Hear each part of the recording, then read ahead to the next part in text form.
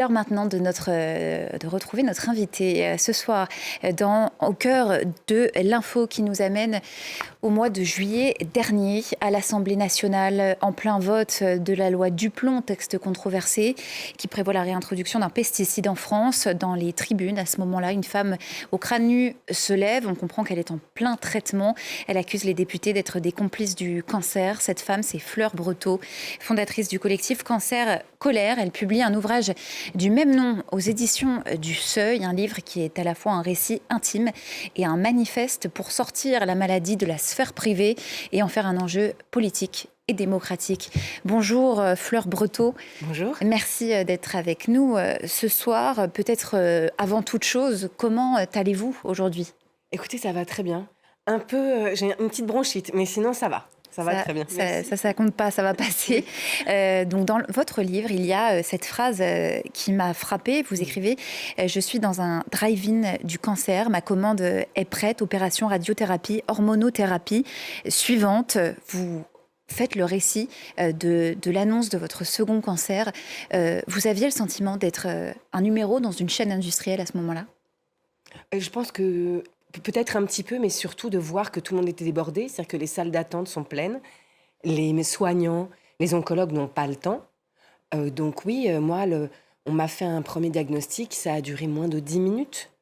J'étais dans le bureau, ça a duré moins de 10 minutes et on m'annonçait qu'on allait m'enlever un sein et que j'en avais pour des mois et des mois de traitement. Donc en moins de 10 minutes, c'est un petit peu rude. Mais c'est pas, encore une fois, c'est le système qui est problématique. Et c'est vrai que de là, j'ai eu beaucoup de rendez-vous à l'hôpital et beaucoup de temps d'attente, parce que c'est ça aussi. Être patient ou patiente, c'est patienter. C'est l'étymologie du verbe, il y a dites-vous, quand même dans votre livre. Un lien. C'est vrai que ce qui est surprenant, pour moi, ce qui était bouleversant, c'était de voir des gens trop nombreux, trop jeunes, à être là. Moi, je pensais que j'allais être une des plus jeunes, en fait. Et ce qui n'était pas le cas. Et ça m'a choquée. Et cette intuition que j'avais, a été confirmée par les chiffres de Santé publique France, qui a montré que le cancer était une épidémie. Donc c'est vrai qu'il y a eu dans ce deuxième cancer beaucoup de choses qui se sont mêlées, à la fois intimement, à la fois dans les rencontres avec des patients, et dans la colère de comprendre que il y a une volonté d'invisibiliser et les malades et l'état actuel du cancer en France. Il y a eu effectivement ce basculement. Vous écrivez « Pour me guérir tout à fait, ma colère devait devenir politique ». À quel moment est-ce que ça s'est produit ? Quand est-ce que vous avez compris que votre maladie n'était pas seulement une affaire personnelle, mais qu'elle avait des causes environnementales et politiques ? Alors, il y a eu 3 étapes. Je vais les faire rapidement. Prenez votre temps, on a le temps. D'accord, ok. La première, c'est le 27 janvier 2025. J'étais en chimiothérapie, dans mon fauteuil, sous perfusion. Et c'était une perfusion qui allait déclencher des effets secondaires un peu costauds. Donc j'appréhendais. Et sur mon téléphone, j'arrivais pas à lire. Et les gens dans la chambre, les autres malades étaient en train de dormir. Donc je me mets sur mon téléphone et là, je découvre que des sénateurs viennent de voter pour la loi Duplon et s'en réjouissent. Et dans la loi Duplon, il y avait, c'est une loi agricole industrielle qui prévoyait la réintroduction d'un pesticide très dangereux pour la santé humaine, l'acétamipride. Et là, je me suis sentie, j'ai eu une colère inouïe qui m'a embrasée. J'ai eu l'impression d'être, vous savez, un personnage de comique, c'est-à-dire d'avoir mes vêtements qui se déchiraient, de hurler, de faire tomber des morceaux de plafond et tout. En fait, c'était à l'intérieur de moi. Mais de me dire qu'on est en danger. C'est-à-dire qu'on n'est pas protégé. On ne nous protège pas. C'est qu'il y a des gens qui fabriquent des lois qui vont autoriser des pesticides hyper dangereux. Donc ça, c'était la première chose. La deuxième chose, c'est quand j'ai compris que la science nommait le cancer une épidémie, puisque le cancer augmente dans toutes les catégories d'âge de la population. Donc c'est pas du tout une maladie de vieilles personnes. Et donc il y a 6 cancers qui sont en nette progression chez les 15 à 39 ans. Et la France est championne du monde du cancer du sein. Donc là, c'est que c'est saisissant pour moi. Je me suis dit, mais il y a un problème. Et enfin, quand j'ai appris que les multinationales qui fabriquent les pesticides fabriquent aussi des traitements contre le cancer.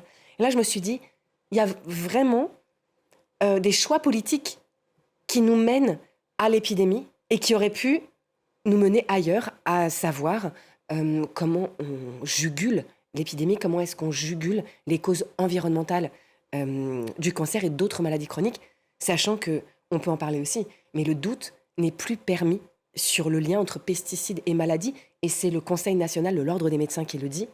C'est un verdict de la Cour d'appel administrative de Paris le 3 septembre dernier. Des milliers de scientifiques, de médecins généralistes, d'oncologues l'ont dit aussi. Donc voilà, on ne peut plus nier ce lien. Et malgré tout, le 12 février, à l'Assemblée nationale, le Parti des Républicains et du Rassemblement national se sont alliés pour faire sauter une loi qui était présentée au vote pour protéger l'eau potable en France d'une contamination aux pesticides sur les aires de captage. Je dis, mais comment on peut faire ça, en fait? Vous voyez ce que je veux dire? C'est que là, s'il y a bien des sujets qui sont complètement communs à tout le monde, c'est bien la santé, l'eau potable, et ce ne sont pas des affaires d'opinion politique. C'est très politique, mais ça concerne tout le monde. Et je ne comprends pas que ces partis politiques s'imaginent que les pesticides s'arrêtent à leur robinet, en fait. Et c'est très grave parce qu'il y a ce sentiment, quand en plus on est malade, de se dire, mais non seulement ils ne nous protègent pas, mais en plus ils aggravent la situation. Et le gouvernement n'a jamais exigé, il a exigé que la loi du plomb soit votée, il n'a jamais exigé que cette loi protégeant l'eau potable soit votée. Incroyable. C'est vrai qu'il y a d'autres lois, tout un tas de législations qui passent sous les radars. On y reviendra. Votre livre, c'est aussi justement une enquête très, très fouillée. Et les chiffres que vous rapportez sont vertigineux. Vous en avez à l'instant énuméré quelques-uns. Vous citez aussi les données de l'Institut Pasteur avec le fait qu'il y a de plus en plus de cancers qui frappent les jeunes entre 25 et 30 ans. C'est ce qui, vous le disiez, vous a surpris dans les salles d'attente. Et vous avez cette formule. Il y a d'un côté les malades, de l'autre les futurs malades. Comme si... Désormais, la population ne se divisait entre ces deux catégories. C'est vraiment la seule alternative qui nous est proposée dans le monde dans lequel on vit aujourd'hui. Alors, c'est vrai que déjà dans ce livre, je fais un constat, je relate mon parcours, mon cheminement à moi en tant que malade pour essayer de comprendre et d'arrêter d'avoir peur. Donc c'est aussi un livre qui donne des informations, mais qui n'a pas pour objectif de terrifier les gens. C'est-à-dire qu'au contraire, c'est comment... En tant que malade, en tant que citoyenne ou citoyen, en tant que futur malade, ça c'est des gens qui nous ont rejoints à Cancer Colère qui s'appellent les futurs malades. Et il y a plein de gens qui sont anxieux en fait de la maladie, qui sont bien portants, mais qui ont peur de tomber malade et ils s'appellent eux-mêmes futurs malades. Et on se dit mais c'est pas une fatalité le cancer, du tout. C'est pas une fatalité l'empoisonnement généralisé aux pesticides. Ce sont des choix politiques. Donc aujourd'hui, c'est absurde, mais c'est aux malades et aux ex-malades et aux gens qui ont peur de la maladie, de prendre les choses en main pour lutter contre ce récit et ces lois agricoles, industrielles, qui sont en train de nous détruire. Mais ce qui est fou...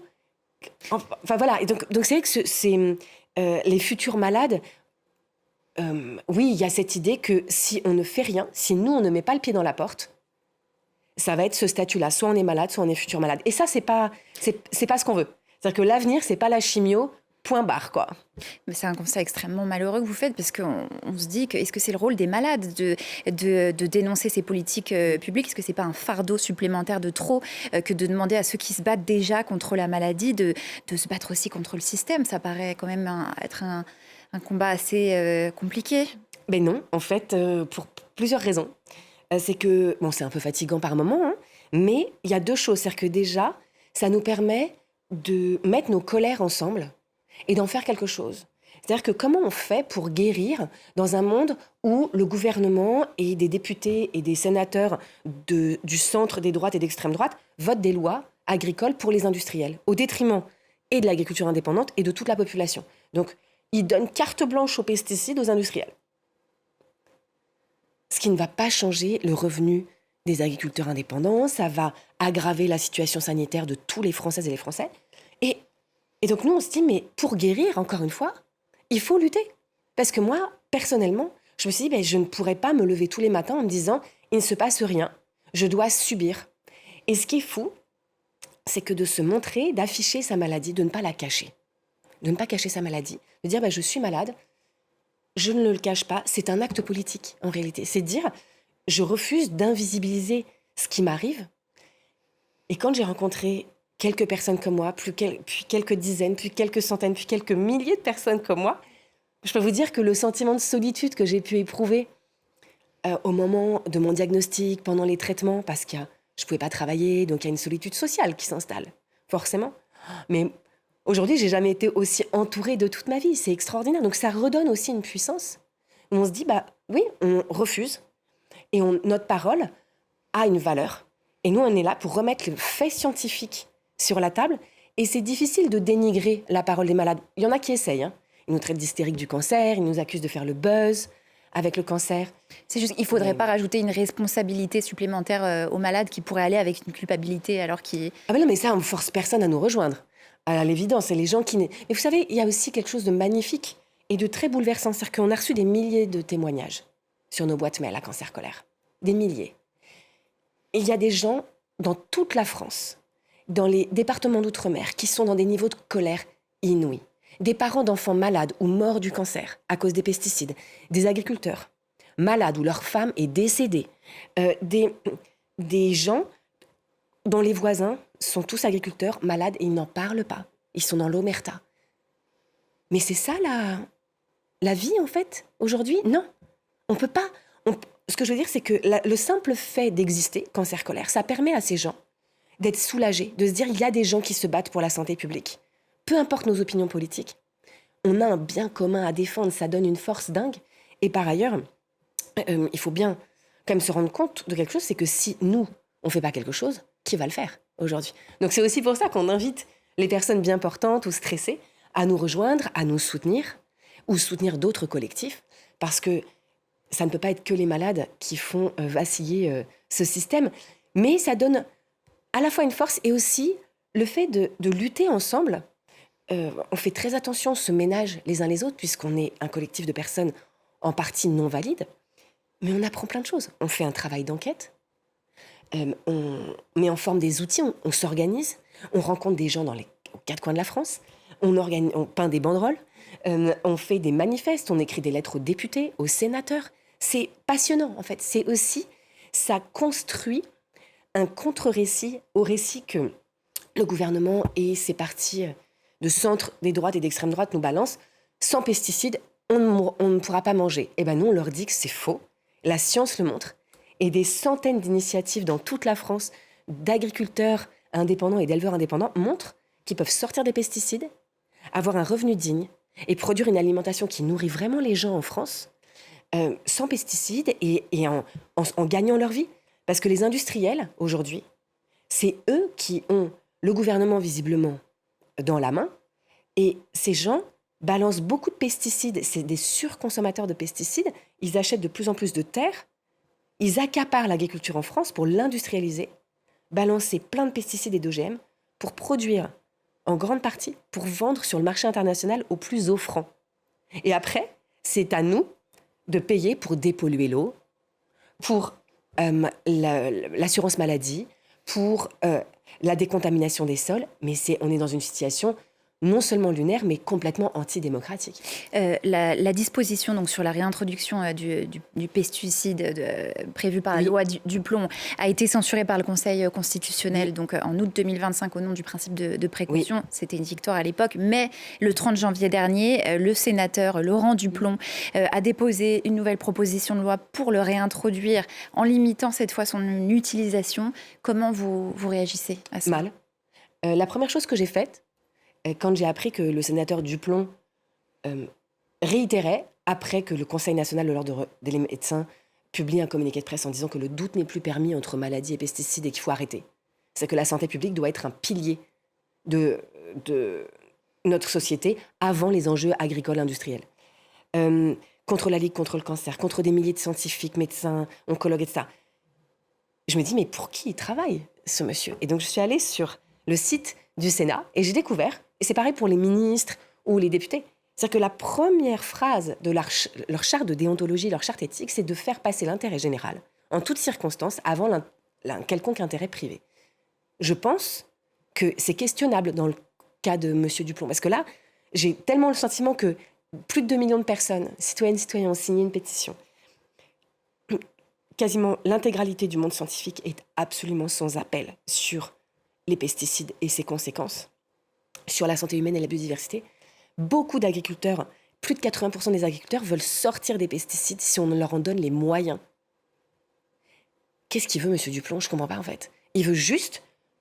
En fait, je ne sais pas, est-ce qu'il a oublié qu'il n'était pas là?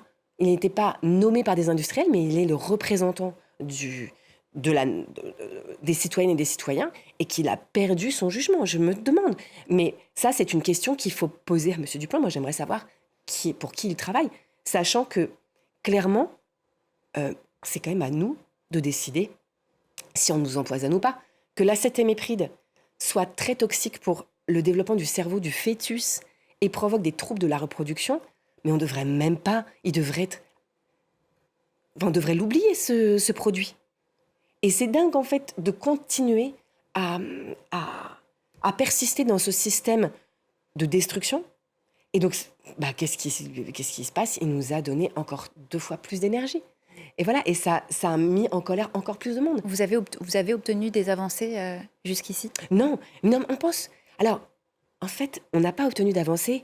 Et il y a une sorte de cascade de lois pro-pesticides en France et au niveau européen qui sont encore une fois votées. Et ça, c'est dramatique, hein, par les partis de centre, des droites et d'extrême droite. Ils sont unanimes là-dessus. C'est quand même dingue. Et on pense que c'est une contre-offensive à l'élan extraordinaire citoyen qui a eu lieu en France l'année dernière. On pense que ça leur a fait peur aux industriels de la chimie, aux industriels de l'agriculture. Ils disent « Ouh là là, mais qu'est-ce qui se passe là ?» Non, c'est hors de question qu'on change quoi que ce soit. Donc, ils veulent continuer à être biberonnés aux subventions publiques agricoles. Ils veulent surtout que rien ne change.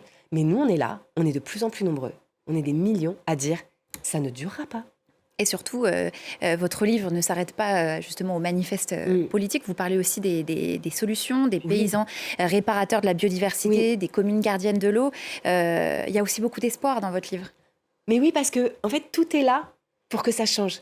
On a les milliards, à peu près, on a plusieurs... en fait, on devrait arrêter de subventionner les industriels et subventionner uniquement les agriculteurs et les éleveurs indépendants. On a toutes les solutions d'agroécologie. On a les citoyennes et les citoyens qui ne veulent plus tomber malades et manger sainement et boire de l'eau saine. Il faut juste qu'on ait un gouvernement capable d'être sincère dans cette démarche-là et de réglementer les industriels drastiquement. Voilà. Mais tout est possible. C'est à nous de retrouver une solidarité et de retrouver une énergie et un espoir autour de ces sujets qui sont hyper fédérateurs. Et vous savez quoi? Ça fait du bien de se fédérer et de ne plus se diviser. Et ça fait du bien au cœur et à l'esprit. C'est un peu une chimio, mais sans effet secondaire. C'est ce que vous dites effectivement dans votre livre. Ce sera le mot de la fin, Fleur Breteau. Merci beaucoup d'être venue sur notre plateau. Donc, Cancer, colère, votre livre qui est aussi le nom de votre collectif, à retrouver dans toutes les bonnes librairies. Il y a aussi beaucoup d'humour. Je le recommande à tous nos téléspectateurs. C'est la fin de cette tranche d'information. L'actualité continue sur France 24. Restez avec nous.